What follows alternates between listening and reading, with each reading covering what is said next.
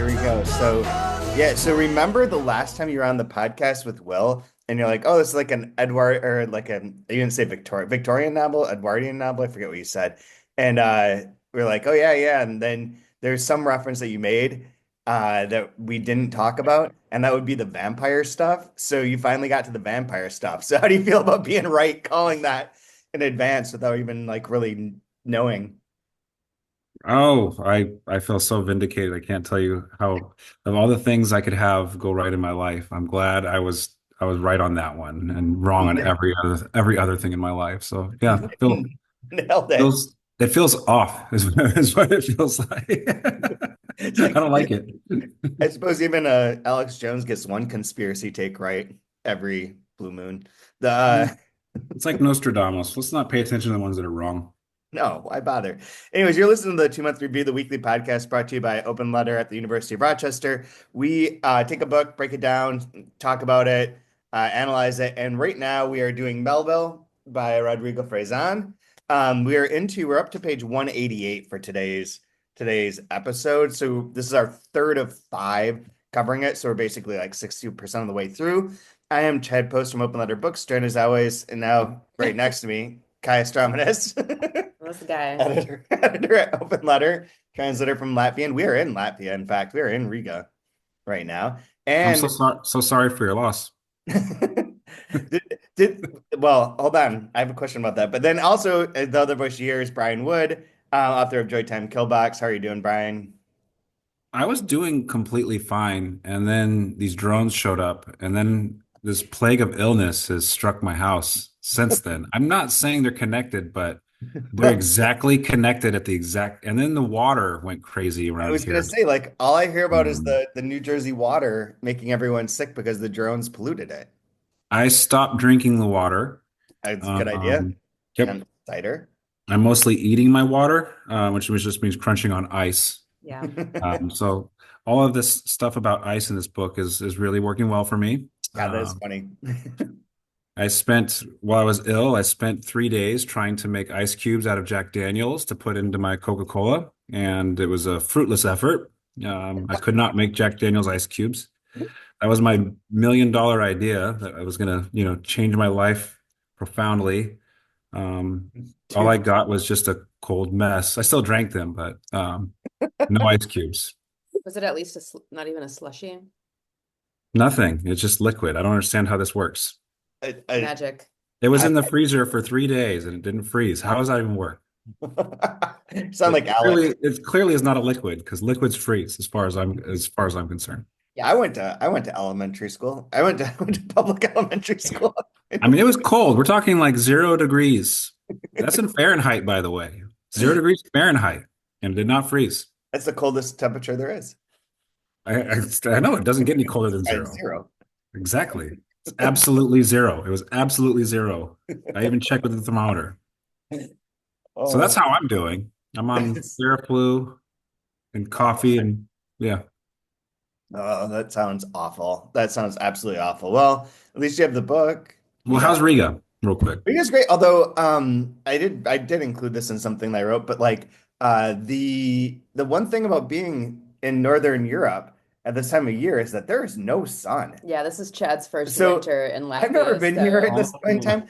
There is so in Wisconsin and in New York, there's 8.5 hours of sun a day. There is 624 here. It's 2 hours less sun that we get here in Riga than in New York or New Jersey or Wisconsin or Oh, anywhere. I thought you were going to say 6 minutes and 24 seconds. Dude, it that's feels what it like feels it. like. But Yeah. there was the first day I was like everyone's sleeping in Sleeping in, and and mind you, at like 7:30, 10 8 a.m., 10. Okay. 10 because I got up at like 5 with jet lag and I looked because I was like, when is the sun ever gonna come out? And I'm like laying in bed reading.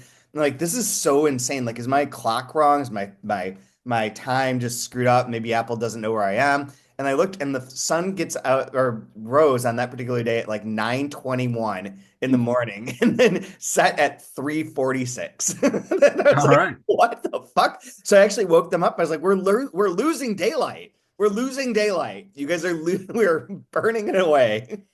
Are you that person like who draws the curtains? All right. Sun's out, rise and shine. Let's Hell go. yeah. Hey, When that's it- you. when you have Yeah. this many minutes, I was like, well, we were gonna go downtown and check out everything in the old town, and the idea of walking in the pitch black through At 4 at p.m. 4 p.m. Yeah. was And such a Kai, are you a idea for shuffle me. your feet like, all right, time for vodka type of person was No, I mean, winter?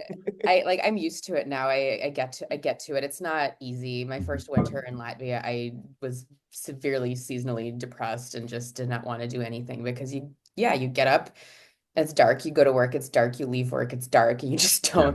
you just don't see anything. But no, being prepared for it now, and city is really nice at night, especially over the holiday season.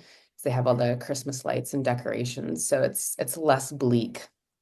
I Yeah. have one quick artistic question. Do you notice any difference in the way people write in Latvia if there's like a wintertime style versus a summertime style? You know what I mean? Like that cold, dreary, where's the sun? Does it affect Oh, art in any way that you um, notice? I'm thinking, I mean, I've never looked at that at a grander scale. What I'm thinking of in a more minor scale is like folk songs or poems and things like that. But Yeah, I mean, everything's just really nature positive and nature sure. forward. So even I think in the dead of winter, it's focused more on like how the moonlight glints off of the snow, and um, it's Although, although I'll speak to this for 1 second as ignorantly as possible. We have the Latvian triptych coming out in March, and there are three books. River, it seems to be mostly summer based, Mhm. and is a novel, and then the short story collections. Both of them are much darker and seem to take place much more often in winter in the stories. So you could Mm. kind of look at that if you want to. There's one, the Andre Kupras story about Berlin is like the most horrifying story of alcoholism that I've read in like Yeah. ages.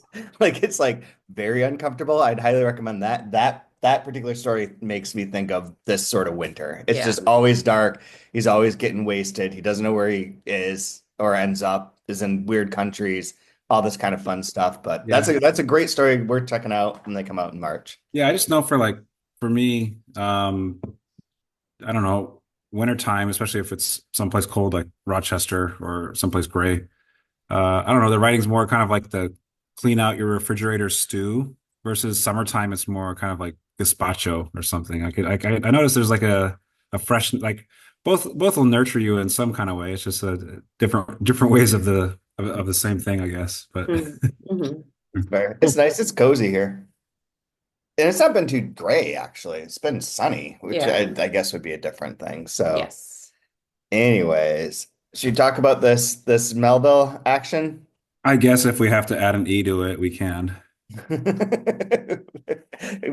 The E gets added in this section. The E does get added. So this one begins with, or our section today begins with like the end of part two, which is where Alan's on his grand tour of Europe. He's met Nico C.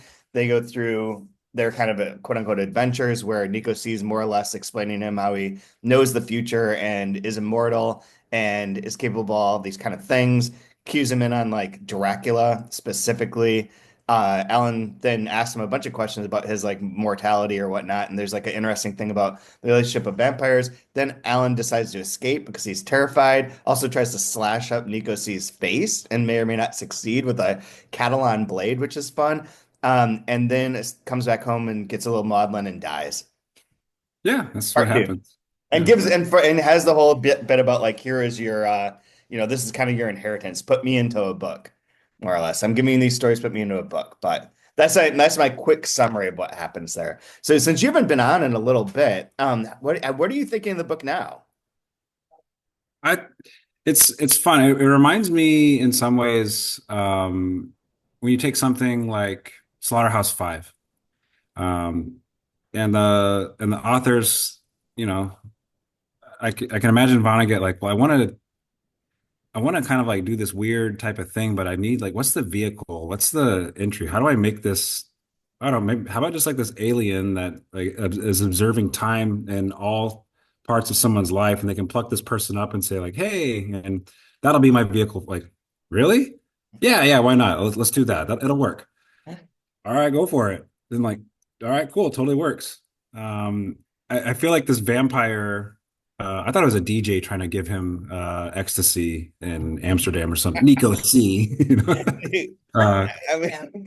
but I think going to Amsterdam in 2 days, so I will there you probably go. see. Yeah. I think it serves as like this wonderful vehicle as to allow us to suspend our disbelief, but talk about things outside of time that shouldn't be in here and can't be in here, but are. And it's just fun to like let go and enjoy the ride. It reminds me of that quite a bit. I like the fact along what you're saying is that it does then also allow for this other way in which these stories get told. So like where do stories get invented from? It's like Alan telling him these crazy stories is one kind of point, and like the invented part's all about that. All that's kind of Mhm. like revolves around this idea. But then Nico C is also kind of like the progenitor of that story to Alan to Herman. So things get passed down, and it makes like Herman Melville like outside of time in some way. Like he's Mhm. inherited being beyond and being crazier and being not of his moment and all that kind of stuff through this like weirder lineage. That's not just like Alan did something, he's a bad businessman and traveled around and found weird shit, but like you Yeah. got this like almost supernatural element to it too. Yeah, and like this, I don't know, the metatextual aspect of it where it's self-aware of I very rarely use the first person, but I'll use it here like even knowing the rules in which a story must be told or can be told and when it shifts or changes it even just like being self-aware that we are reading the words that they are writing or the thoughts that they're having. Yeah, I mean, Yeah, I do like that part where he's like, I'm going to speak in first and third. It'll be like Alan Melville sometimes and I other times. And this is the yeah, section that has the two paragraphs that are almost identical when he tries to cut whoa. I don't know how I just congratulations. did that, but you're watching on YouTube, a bunch of balloons just came over. That one was a total mistake. I don't know what I did. But the where there's the two paragraphs are almost identical, where he's cutting Nico's face or what he thinks is like he's in this hotel, he's got his Cal-on blade. Something comes through the window, he's like slashing at it, and it does do it the first time is like I blah blah blah blah, and the second paragraph is almost identical, but it's like, and then Alan Melville tried to do blah blah blah. And it's kind of interesting to have it as like these two perspectives. I don't think that's an error. Um, Party, balloons, I did like congratulations. this. Doesn't matter.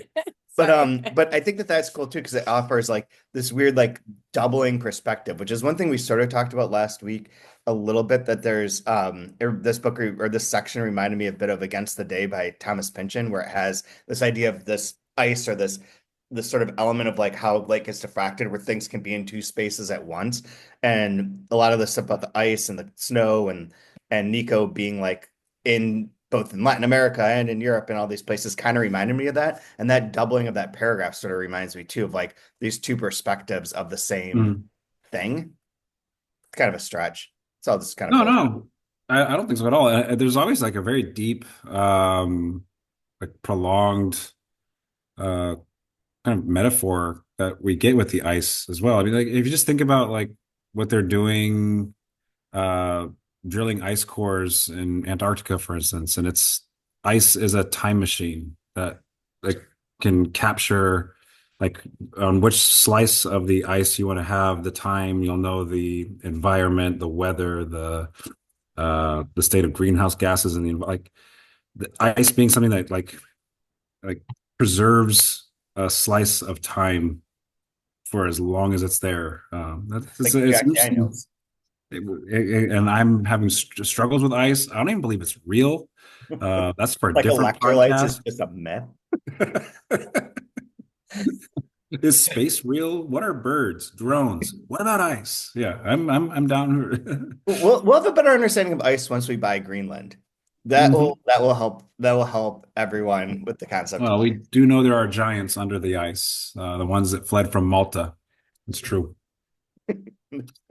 Totally No, fair. but yeah, that kind of I don't know, and it makes you think of when you think of like water in its states, it's kind of like this transitory state, like a stasis for things that are supposed to be moving and flowing and not. So it's really interesting extended metaphor that we get in this uh, section as well. Yeah, and it does like there's that doubling part too where they talk about walking across the ice, Nico walking across the ice, and then obviously this whole book set in motion by Herman walking across the ice. and catching this cold. I always think of him falling in, but that's definitely not part of this. I just envision for some reason whenever I go to state, I'm like, and then when the ice cracks and he falls to the ice, but that's not actually anywhere near this Yeah. book. But alas.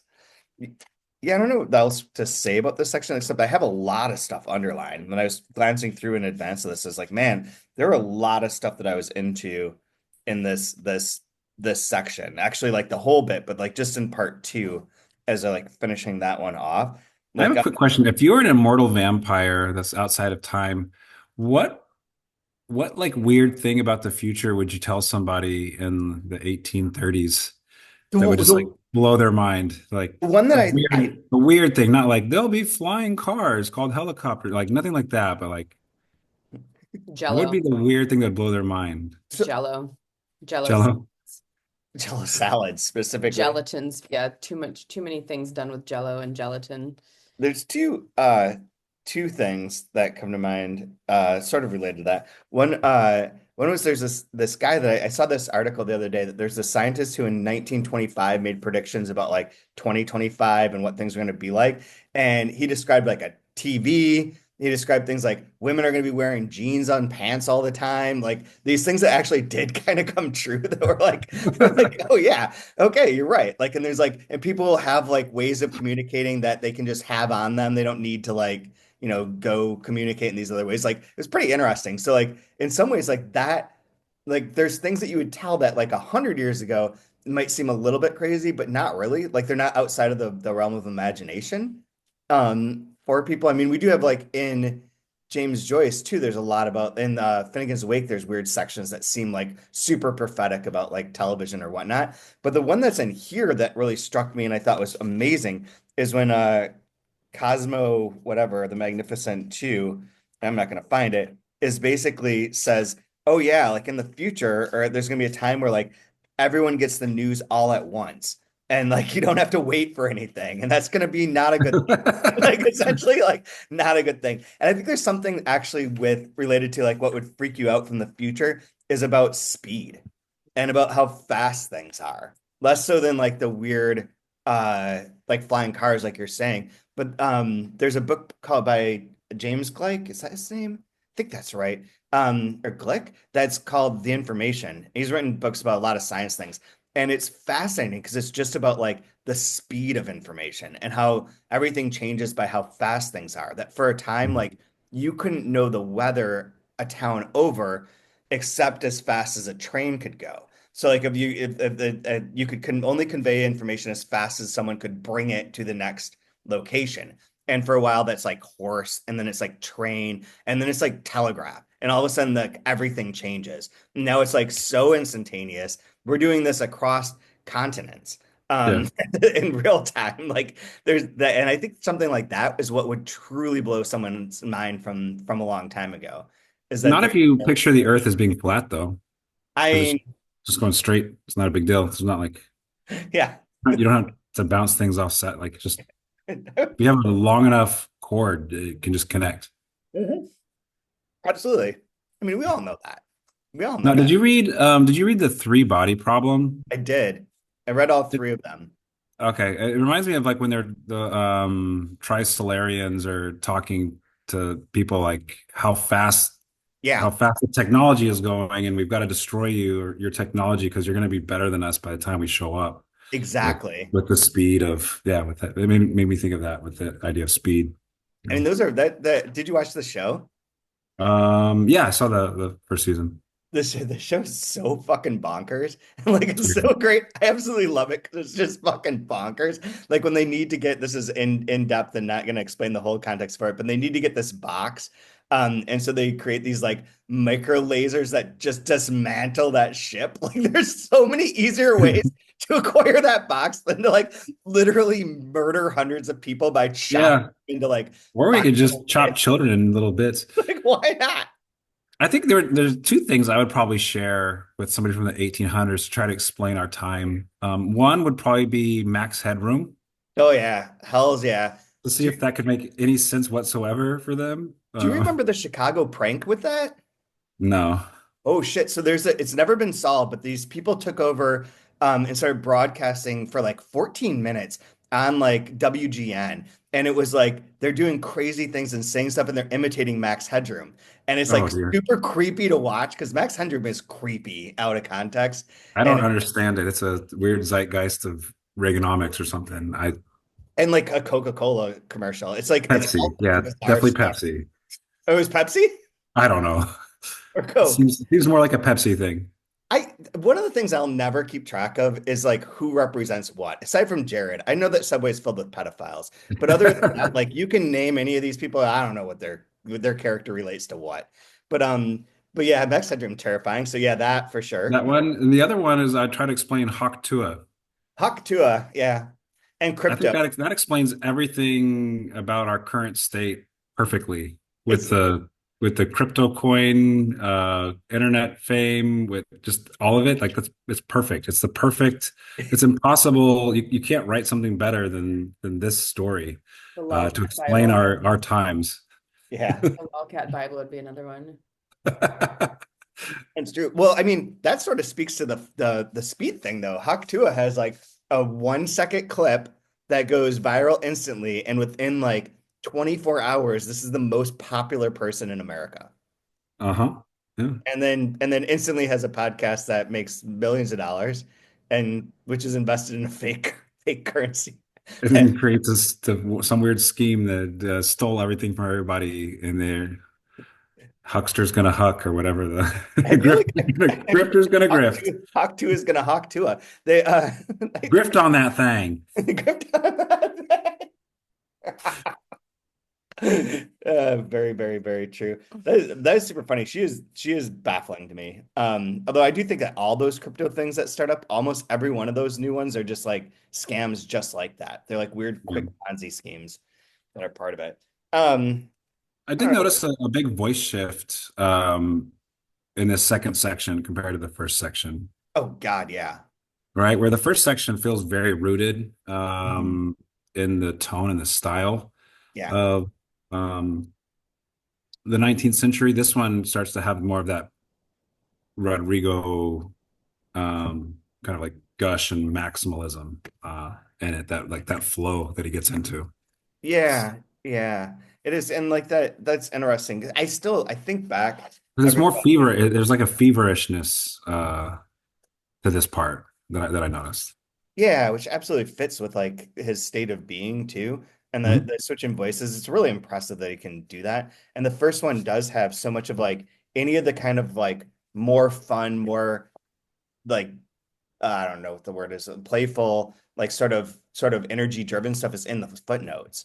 And like the Yeah. top part is much more of like, here is what kind of the Mm. story is. Here's the background. So it has a different tone, which is why, again, I do not believe that the reviewer at the Wall Street Journal read the book. I'm just going to go on record and say that Impossible. they Yeah. did not read this book. They wrote a fallacious review that's like most reviewers, dishonest. You think maybe they got it from ChatGPT? They might have. They're like, don't read this book, but give me a review of it. I mean, that would not be shocking at all. I don't know, not to throw shade on the Wall Well, it's Street. also fair. They could have read the whole thing and just don't like it. It Maybe, may not, but the may comment was not. that the comment that stood out was that all the footnotes are just like Wikipedia entries of downloaded information, Oh, okay. Then which is definitely like definitely not didn't. true, right? But yeah, there's a big difference. One of the things I liked really too in this section where Alan's dying is like when he says, "I'm going to try and figure out like what my last words will be," because like, but nobody really, has those those last words because someone just can make them up at Yeah. the moment, and after they die, just say like whatever thing. So you can essentially it doesn't say this, but you can just put it on a inspirational Instagram moment for everyone to see, and suddenly that becomes the thing that person is known by. What's your favorite last words that you know of Okay. I don't know how from much background I famous have people? into this. Okay. Oh, this is not a famous person, but it is the best one. Okay. Okay, so there's a couple of people in town in Rochester named Jackie and John that ran the last like new bookstore that was there before this current wave of bookstores. It's called Village Green. Very nice people. They're very like eccentric and like wild. Jackie died. And a few years later, John was dying. And the reported last words that he said was, as he was dying, he's like, I see you, Jackie. I love you. but the real last words were "Big man's gotta pee." Like "Big man's What? gotta pee" is the best last words that anyone could say. And very fitting for John as well. Yeah. I don't know how you can top that. That'd be I would tough. do the Yeah. exact same thing. Yeah.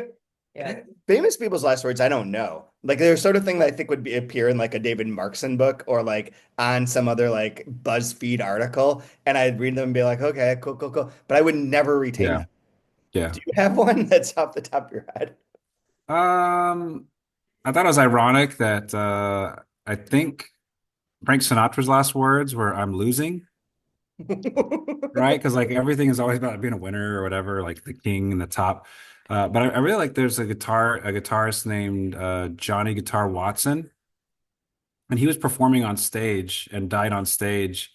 And I think his last words were "Ain't that a bitch?"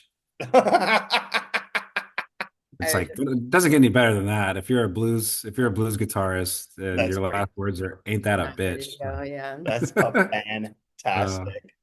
That's fantastic. So I don't know if there's anything else from this part two to necessarily go over. Like the big lines are there. There might be So what some. happens? What happens in this section, guys? Take us through a recap. I already did that. Are you paying attention to this? Miss, I and didn't read the book for this week. I read both sections together at the same time. Is this the section that discusses the artwork, The Nightmare by Yes, yes, Silly? yes, yes, yes, yes. So that I that started is worth talking about. I started reading up on it and looking at it. It's again like another just like beautiful like symbolic and Yep. metaphor. Like it works so well with what's in this piece. And so it's such a creepy painting, and like the Oh fact that he yeah. ties it to Dracula, but then also ties it to Herman, where he's like, Mhm. you could be that imp. I mean, maybe not quite like that ugly sitting on my chest, but you're at the foot of the bed, and like the way that he describes that is really interesting Yeah, too. and I'm not like an like there's really smart people that listen to this that know way more about art than I do. Same. I had the luxury of seeing this one in person when I lived in Oh, really? Toledo. Yeah, I went to the Detroit. It's in Detroit, I believe. Right, it is. Yeah. Um, I had the luxury of seeing it in person, and like just as like a mouth breathing idiot looking at art, like there's like this. It's almost like the word that would come to mind is like the woman sleeping looks like an apparition because it's like this ghostly, beautiful white, and the way it's painted, like it's the type of painting where you can like see the weaving of the silks, and like you can see Mm. through it. It Oh, has like translucent, and then the thing behind her feels more like Rococo or like Titian or like kind of like bulbous and weird. And so there's like this tug and pull of two different styles happening, and huh. then like this dreamy sleep and this demonic nightmare. Like it's a really cool piece, like Yeah. really neat. And I think it works so well with the styles, the tug and pull, the mortality, immortality, like works so wonderful. It's another little Rodrigo magic trick to of Yeah. everything, like out of everything possible that you're gonna pluck, like this will be the pop culture reference I'm gonna give you is this piece of art where it's like, oh, nailed it. Really, really Yeah. impressive. Alternately, it could be called "It's 4 a.m. Mommy, waked up. I want cereal." Yeah, exactly. Oh man. Here's the part where he says that, and this is Alan, obviously. And maybe that little monster is you, my son. They're not crouching atop me, but standing at the foot of my deathbed. Not hallucinating me, but hallucinating everything you're hearing and writing down now to tell who knows when. Your first work, the thing that'll turn you into a writer and me into something written. There's several moments in this where Alan Melville says like, "Oh, what you can do for me is like make me write me at some point in time." Mhm. Which I like too. But like then with the Nico C thing and that and like him tying it to Dracula, the book that's going to appear on, and that's where Mhm. I've seen that painting before was in relationship to Dracula as well. I think it was like Okay. like a Wordsworth edition or some nonsense. But is then how he describes like the role of like whatever he is, vampire, spectral, time traveler, whatever it might be, where he's like, we don't need you. We're not afraid of you. We don't need to like bite you. We don't need to like suck your blood. None of that's true. And has like these great lines like, better than that, our power resides in your desperate desire to not believe in us, to not believe us. And then also like, we don't need your blood. And much less are we interested in floating around covered in sheets and rattling chains. We don't feed on you, but we do feed you, which is interesting too, in the sense that like this kind of what he calls his Vampiro, Phantasma plus Vampiro added together is like fueling the imagination of people rather than being like feeding on them. That it does provide something like this, the idea of like this kind of creature that could exist in this way and is immortal and does these things is like drives the imagination to these ends rather than being like taking away from it. So I think that's very cool too, because that's part of what gets passed down as well. Yeah. It's a very things that go bump in the night feeling of I always existence. I picture Nico C maybe as a traditional vampire, but like as very, very, very fey and like very like dapper, like a dapper little vampire guy. Well, it's kind No, of they're always fops, right? Like androgynous. Yeah, Yeah, like always. like Spider from Slow Horses, if you've seen that. mm. I don't know why, just someone like that. But that part is great too. Yeah. So that's yeah. So part two. So Alan goes away. He's gone. We get the E. We get the E, not till part three. He dies, saying like, "I beg you, when the moment comes, whatever, wherever you, whenever, yeah, wherever you find yourself, near or far, to put this in writing, in another way, and in other places, in other stories." Then we go to part three, the son of the father, and this is where when we talked back on the first episode too, how the footnotes are different, do something different in part three, because there's really only three footnotes or two footnotes.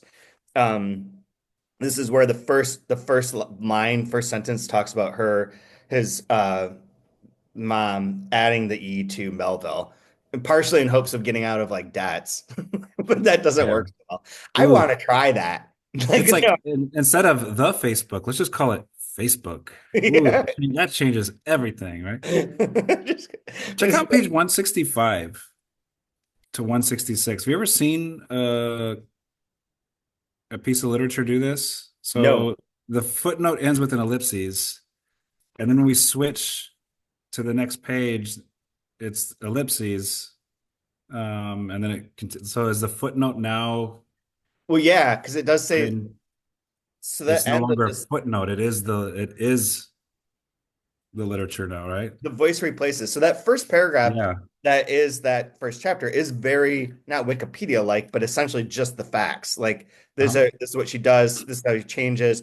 The children have a new name, an opportunity to start over, and then there's a footnote that begins with the ellipses again and runs all the way through that. That's like the size of my handwriting suddenly rises and grows and dot dot dot. So the page, big letters, dot dot dot, grows and rises here until it now attains the same dimension and magnitude as the volume of the brief main text at whose feet I was born and ended up outliving. So it is cool that like it does take from the first part where Herman exists in the footnotes and then has that like demonstrate like through visual demonstrates like this shift into like now he's the main character. It's my story now. Yeah. My story now. I'm the voice. And Yeah. like one thing I thought you were gonna say that I've never seen is I've never seen like drop caps being ellipses. Well, Like, that I love too. that. Well, Like that as well, but yeah. as a sort of reveal, we got tattoos here too that have like The related. hypellipses. Nope, we don't tell them what it Oh, is. I It's a don't know secret. what it is, so I I won't never even. noticed how hairy your wrists are. Holy shit. Like fucking Simeon over here, man. I am like 1000% the hairiest her suit. Is that the way that you're Hirsute, supposed yeah, to say hirsute. I will say from a typesetting standpoint, I really like that we did the drop cap, the ellipses as a drop cap, and I like that.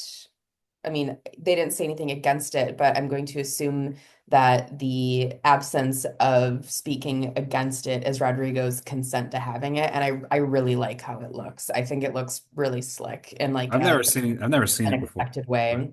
Because usually, maybe like it's there have happened, been but cases where it starts with an open quote, and then we've tried to get the first letter also, but the ellipses is such a strong yeah. punctuation. Oh, that's cool.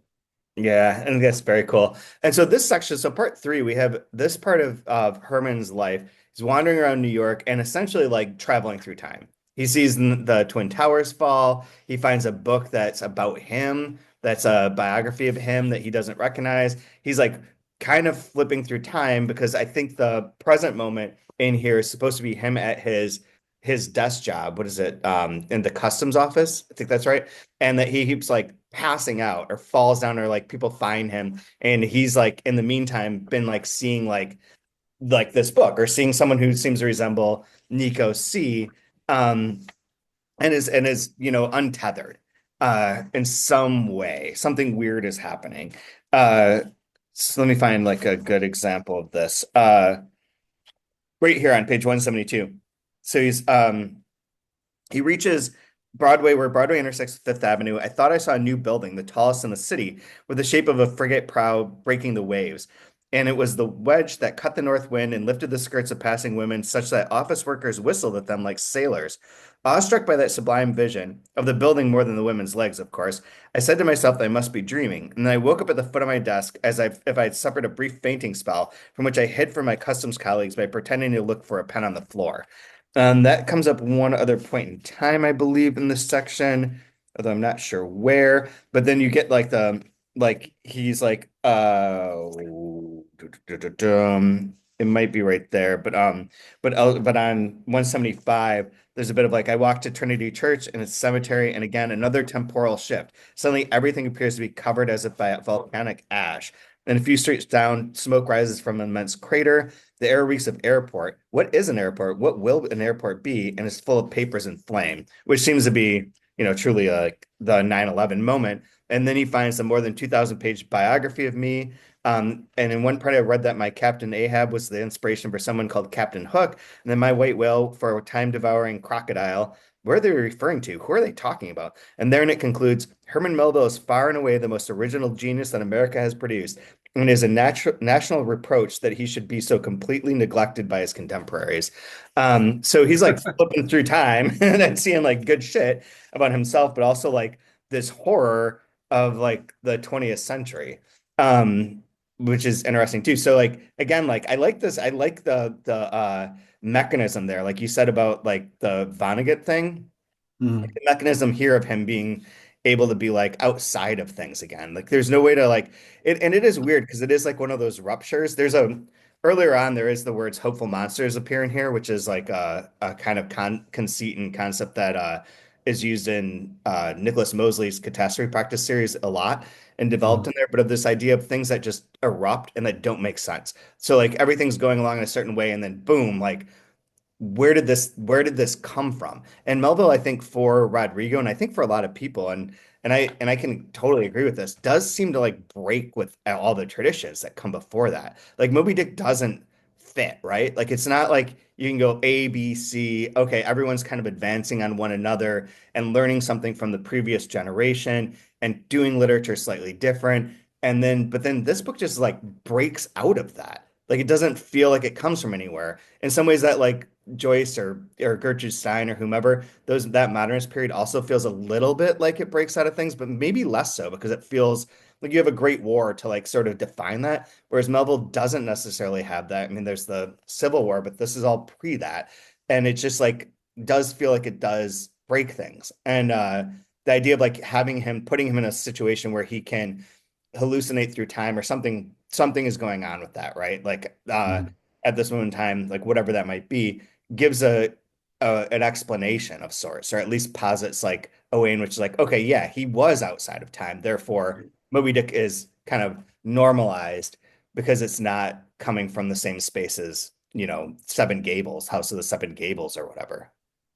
Yeah. But I think And this one section says to another, look, he's like that mad captain from that thing, that one chasing the white whale. What was his name in that thing we saw on TV?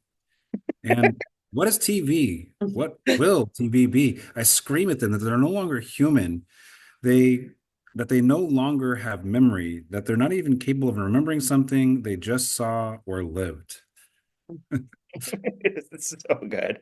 So good. There's like a very specific 182 is the other one that I marked up where he's like um references like this is a bit longer, but still. And so my never recognized feat of writing and publishing 10 books in 11 years, that was for me at one time cause for pride, and that later ended up being almost negated by the equally extreme gesture of going 19 years without sending a single word to the printer. I could invent and even come to believe multiple theories about why I stopped writing. but there's nothing more suspect than a theory formulated in the wake of practice, one of those exceedingly practical theories. And then he says, but here's the key. I've remained silent in order to, in that way, be able to hear a new story, the true story of a writer who gives up writing fiction, which is invented part action, Hmm. right? Like there's that part too. I really like I think that this part really does sing too. Like I like the Alan Melvill section. I think it's really interesting and does change that voice. But like the three together, this is the one where I feel like you're even more fully into the kind of the evolution of Rodrigo's style. No, it's I think it's interesting because it really sets up like as you'd expect if something in three parts. It's everything's really starting to have this energy and this crescendo. So it's interesting to see. I'm very interested in seeing, what the refrain's going to be, how it rings out at the end. Yeah, So absolutely. Totally agree. Totally agree. I don't what else do you want to talk about in this section? Anyone? Kaya? I got to talk about Hawk Tuah. I'm good. Yeah, talk about Hakutua. Yeah, Yeah, that's all I very wanted. fair. Oh, Yeah. I do have a note here as well. Is the Walt Whitman, with whom I have so many things in common. The exception being his great ability to sing his own praises, promote himself, and even under a pseudonym to pen the most laudatory of reviews of his own books. That's absolutely a true story. I looked that Really? up. Yeah, in various magazines, he would anonymous under pseudonyms write things about how awesome he was, and Thought like of that's. myself. There was this awesome, well, I thought it was awesome, TV show on Adult Swim a while back. It was called Your Pretty Face is Going to Hell. And it's basically about all these demons in hell and they're office workers. And they're just like trying to get souls to come down to hell. And so it's the all the mundane things that happen in hell. And they get the great news that they're gonna start having women in the workplace. And so all the demons are like super excited. Just to like they're wearing khakis and like yellow polo shirts and then painted red with horns. That's what they look Right. like. And so they have to have sensitivity training before they're allowed to work with because they don't want to have any sexual harassment in hell. And this one guy, he puts down he wants to hit on one of the new employees and he sets down leaves of grass and he goes, I just use this as a bookmark and it's a prophylactic. I'll just put it right here in this book of poems if you want to take a read of that. If you want to meet Whitman, he's down here, he's gay. That was the joke. Oh, it's like you have to see this show. It's like the most wrong, funny thing ever. But this whole idea of Walt Whitman, I do know him. He's down here, he's gay. So funny. Oh man, you Oh, you telling that story about Walt Whitman reminds me of the story that you were telling me of. I think it was Malcolm Gladwell oh talking yeah. talking about his own book at a bookstore. Well, what he did was Mark Benelli told me this. So that Oh, Mark okay. Benelli was working in McNally Jackson. So I have all the specifics of this in New York City on Prince Street, and he's working in the cafe and he sees Malcolm Gladwell come in and walk around, and Malcolm Gladwell goes up to where they have their stacks of books and picks up his own book and is like, "This looks really interesting," and puts it face out on like the table for people to see coming through. I love. I want to be that one day, man. I can't do it yet, but one day I want to do that. I Man, if there's someone who has grifted his way to the top, it is Malcolm I Gladwell. want to He's be one of Walt. the I want to great be Walt grifters. Whitman. I want to be Malcolm Gladwell. I want my books read in hell. Please. I do want to point out for everyone who's listening that's a Buffalo Bills fan, I found out that Malcolm Gladwell is a huge Buffalo Bills fan, so fuck your team. Love guy. That guy is the worst. It's the worst. Although I've sent you a million things about this, but I can't not talk about it. Is I've become obsessed with this podcast called Knowledge Fight that literally just listens to every Alex Jones podcast and then breaks it down. And some of it's like, I mean, there's two comedians, so there's a lot of stuff that's funny because Jesus Christ, I did not understand Alex Jones like exactly. Like I know who he is. I'm aware that he's an evil human being and he promotes a lot of like really dangerous conspiracy theories and is, a piece of shit. But like his actual words and what things that he says and does are way more batshit than I ever imagined. On his like Christmas Eve podcast, he goes, "I'm God's bitch," and says it several times because he, as part of a bit about how spirituality has a sexual element to it with man and woman. And if you're not God's bitch, then you're the devil's bitch, and the devil's going to make you do bad things. So it's better to be Yeah. God's bitch. Let's go. like, Let's go. it's way more insane. But Alex Jones also supreme grifter, supreme grifter. The Grifter Hall of Fame, Malcolm Gladwell and Alex Jones. Welcome. Just gross. Yeah. Just Gross. overall gross. So we're also not to segue out of this, but like I'm not sure if I have some other like good quotes and things I want to like reference in here, but we are recording this on New Year's Eve. It's your morning where you are. We're barreling to like the end of the year over here. But as a kind of recap, was there anything from this year, book wise, media wise, or whatever, that really stood out to you as like a great thing that you read or encountered in 2024? That's the year, 24. 2024. I had one of my students tell me about this album called Imaginal Disc by Magdalena Bay. Wow. So I would highly recommend. It's a concept album, so it's Uh-huh. one of those all if you like concept albums, but it's by a pop like an electro pop duo, and it's not my thing. Genius! It's like the best thing I heard all year was Imaginal Disc by Magdalena Bay. It comes up So right away on my Spotify. yeah, and it's about these people that get like this alien puts a disc in their head and it takes them to a new consciousness and it changes their art and their life and it was really good. Is So this that just would be my 2024 pick of the year is Imaginal Disc Magdalena Bay. is this just Grimes? 5G. They do a song with Grimes, I think. Because But yeah, I don't know. that's the Elon Musk thing, I'm right?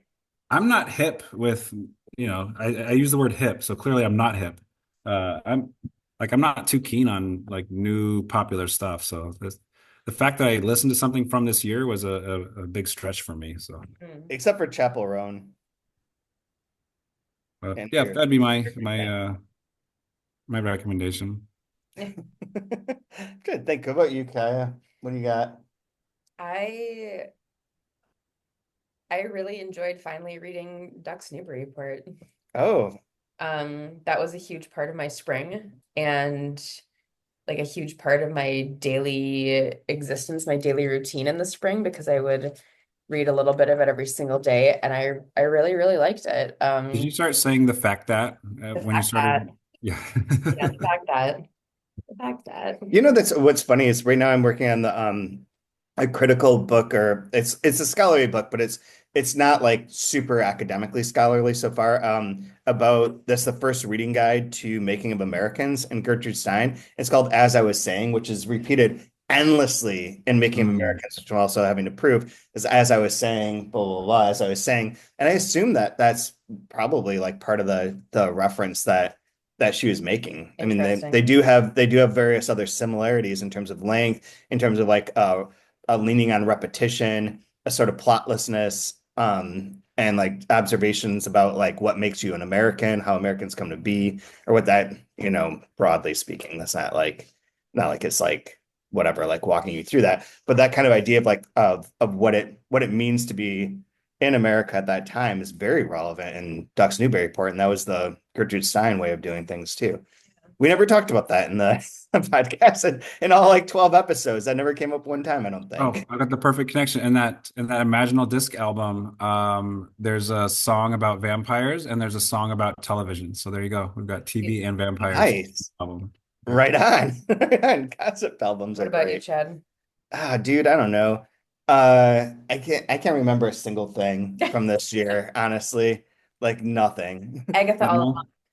Yeah, I don't know that I put anything, I'd elevate anything. I wouldn't Yeah, elevate that's that. fair. That's fair. Fine.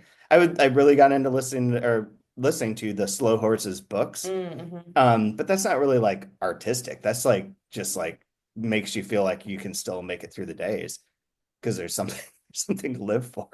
Entertaining. It's And entertaining. I just started rereading all of Cormac McCarthy through a different lens, just to see if I can pick some stuff out. I read that That's whole article. Not too long ago. I've got takes, but I don't want to go into them here because I don't want to get canceled on the last Another thing. another episode, another podcast. Another, yeah, I go on the Hawk Tua podcast to talk about that. So, yeah. I know they seem very loving. It's a very tender relationship. Very tender. Um, that's something would it like I'm trying to think if there was anything else. I've been reading the new Crash and Horkai book, and I think it's fucking brilliant. Like it's really, really, really good.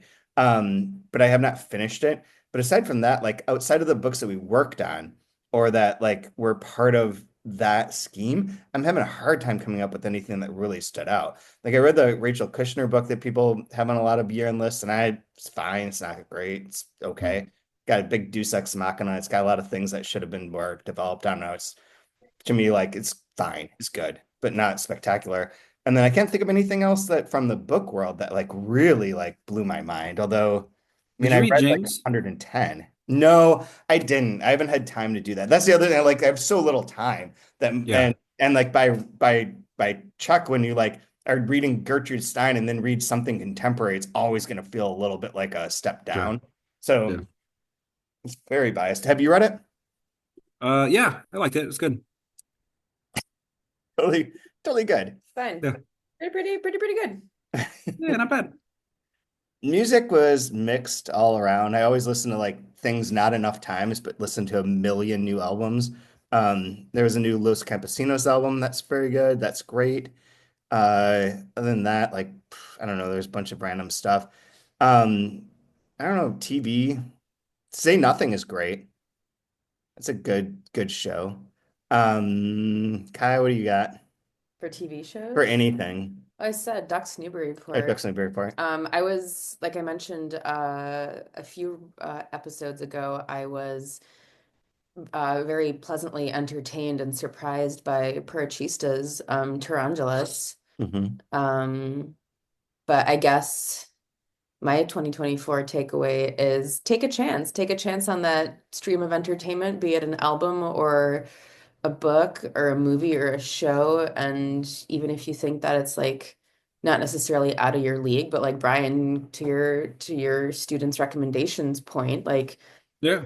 give, I mean, that's something that you should live you should live by anyway, but truly, like looking back, just give something a little go. Oh. And you might be very pleasantly surprised. I do. Oh, I have two comments on that. What, like, the one is that, like, we are dictated and driven by these algorithms, and like, they are like sort of shaping your awareness, not just shaping like what you see, but like shaping your reaction to things a lot. And I think there's a book coming out about Spotify and its usage of this to like kind of craft what you're going to like for music. And I think that'd be really interesting, contrast what you say, but also like just taking chances or just doing things randomly rather than having to think about them in any particular way or value them based on like what's going on or who else is talking about this or if it's relevant. When Gary Indiana died, I bought that trilogy of his of the crime books, and I read the first one. What's it even called? Now I just Is that forgot. his real name? No, it is Okay. not. Mhm. The first All one right. is Resentment. It's Gary, I forget. I'll look it up Because as I like talk this. obviously it's a real place. It's where Chicago buys their guns. But I don't know. It always makes me think of the Music Man, Yes, right? right? Right? Thank you. Yeah. Yep, Gary, Indiana. Gary. Blah, blah, blah, blah, Louisiana, Paris, France, or Rome, or blah. whatever. Even Yeah. more than I do. Yeah, damn. Yeah. Who knew, Brian? Gary, Indiana, my home sweet home. It's a good place to be from. Hmm.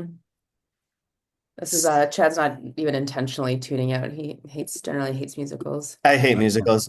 I Gary can't. Hoisington is his name. Woof. But I read God, I just forgot it again. Resentment, the first book in this like trilogy of crime stuff, and it's about the Menendez brothers trial, essentially, but it has a different name for them. But it's fucking amazing. Like I can't express like how much I was blown away by that. Like it was like a much better version of Bret Easton Ellis in terms of like capturing like a particular moment of like the late 80s, early 90s in like Los Angeles. And it's so good. And it's like it's a book that's very queer without like constantly like enforcing that. Yeah.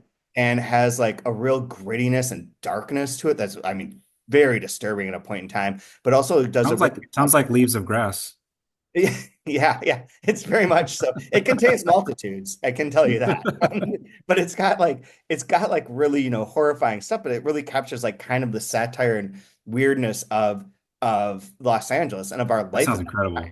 And Yeah. like one of the things that really struck me about it, that more so than like the Bret Easton Ellis, is that the references that he's making are references that I was familiar with. Like all this stuff was stuff that we grew up with. So it's like the music, all this stuff is like, oh yes, this was all right there. Now I'm remembering this particular feeling of this time, and it's captured so well in there. Like I was amazed. And it's someone that I'd heard that name a million times, and I never wanted to read any of his books because I thought the name sounded cheesy and just like was not interested. And there's like, seems cool. He was friends with Iris Silverberg. Screw it. Buy these books and check it out. So break the algorithm, try Oh, random things. all right. I'm gonna read some Gary, Indiana. Sounds good. I will send you that Chad's book. gonna watch some Music Man. Not Yeah. not gonna try a musical. I'm not going to Wicked. It just I did no. I draw a line in the sand. Musicals on the wrong side of that line. As Chloe's in the other room losing her shit. Someone who's like a musical fanatic. But other than that, like I don't know. I listen to more podcasts than anything. I don't watch a lot of TV. I did get to see Civil War in the theaters. I thought that was pretty fun. And by fun, I mean, bleak.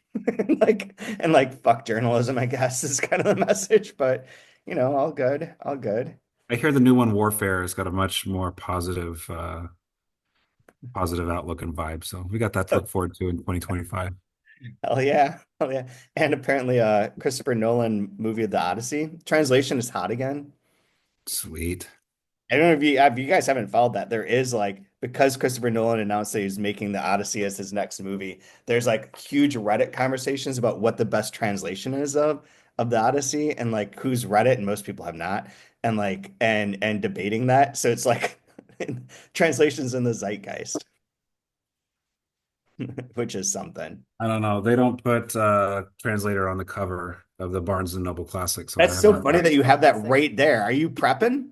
Are you a Nolan No, prepper? my daughter showed some interest in Greek mythology, so I found this downstairs and I brought it up like a week ago. That looks like very short. I know this doesn't seem right to me. It's Samuel Butler. I have no idea Yeah. who that is. But Yeah. we'll see. Isn't that the author? Yeah, this is like the Reader's Digest version of it, I think. Is that It seems appropriate for a 9-year-old if they want to read it. is it the same Samuel Butler that did The Way of All Flesh and Erewhon? I have no clue. Or is this just like a random name of Barnes and Noble classic? Just a Probably random, I think it's just a random Barnes and Noble. both. I'm gonna look this up. I'm really interested now. That's really interesting that so she's a Nolan prepper. Getting ready, Yep. getting excited. Anyways, anything else you guys want to so they don't tell you who the translator is on Amazon's page for that, but they do have the longest bio I've ever seen for an author for Homer. Like this feels This, like this has this, information that's yeah. maybe not true. Does Homer really need a bio? I mean, come on, just I mean, it begins with Homer was probably born around 725 BC on the coast of Asia Minor, now the coast of Turkey, but then really a part of Greece. Homer was the first Greek author whose work survives. he loved croissants and would often take long walks around the Seine River, uh, speaking his poetry aloud to get the right word. Yeah. Yep, lots. I mean, it's 4 paragraphs. Like this looks like ChatGPT wrote this. That's a lot of biography. It's a longer bio I than mean, the he's an old entirety. guy. The He's a entire very old you guy. just be like Homer was a poet and just Yeah. call it a day. Like one of the first Greek poets. Right. Fuck it. If you don't know who Homer is, like this Barnes and Noble like bio description is not gonna do it. But anyway, so do you guys have a line? You have a line, you didn't even read it, so I just didn't get there. you didn't make it. I did not make it. Apologies. The travel and everything. I did not lock in this week. What you got, Brian? Mine was read already, but I'll read it again. Okay. It's on page 182. I've remained silent in order to, in that way, be able to hear a new story. I really like that one too. Mine is right after that. Is the sentence is quite long, but says basically like to thereby attempt to hide the true fear, the most fearful fear of all, the fear of the unknown, which begins and ends with the minimal geography of knowing thyself in that zoo where there's only one cage. And that sounds like a good end of the year quote. I'll just trapped with the fear of the unknown inside ourselves alone. Despite all my rage, I'm still just a rat in a cage. When we were getting our tattoos, they were playing Rage Against the Machine a lot. I was like, you know what? Fuck yeah. Like, this is some good shit. Like, maybe not Billy Corgan level, but like solid. A lot of good anger in there. So I don't know why they don't play more peaceful music at tattoo parlors. Like, they really, you got to relax your clientele. And instead, they're just like jacking you up with adrenaline.